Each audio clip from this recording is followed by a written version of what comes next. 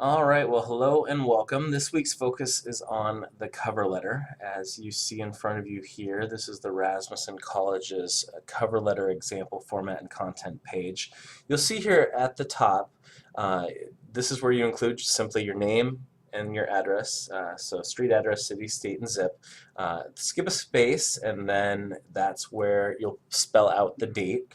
So in this case, for example, March, M-A-R-C-H, 5th, 2014. Skip another two spaces, and this is where you're going to include who you're sending the cover letter to. So if you know ahead of time a specific person, you'll include their name, their title, their place of employment or the business's street address, and the city, state, and zip. If you don't happen to know, this is where you could list off simply Human Resources Manager at ABC Company below the title, and then the street address and city, state, and zip.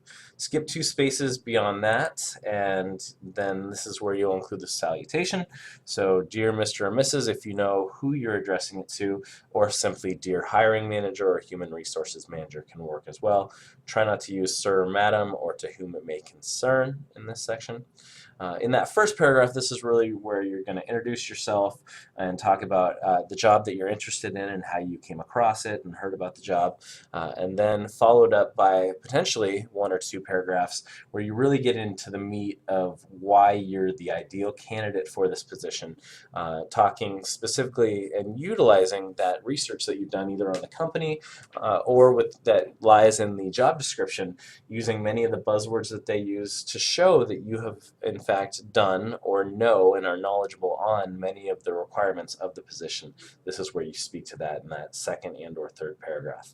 In your conclusionary paragraph, in this case paragraph 4, this is where you're going to request a follow-up by listing your email and phone number. So you want to include that at the end in this conclusion paragraph versus up here underneath your name and street address and city and state. So down here again, this is where you're going to thank them for their time and consideration, restate your interest in the position and that you're the ideal candidate and that you look forward to their follow-up, again including that email and phone number. And then basically the complimentary close, so respectfully yours or sincerely can work here, and then skip down 3 to 4 spaces and type your name here. And this way you can then, if you were to bring this along with you to an interview and have a specialized cover letter for that, you could then sign your name in between the complimentary close and your type name here, and it would allow you to do so, or print off a copy and then again sign it here with your type name here and mail it in for various opportunities.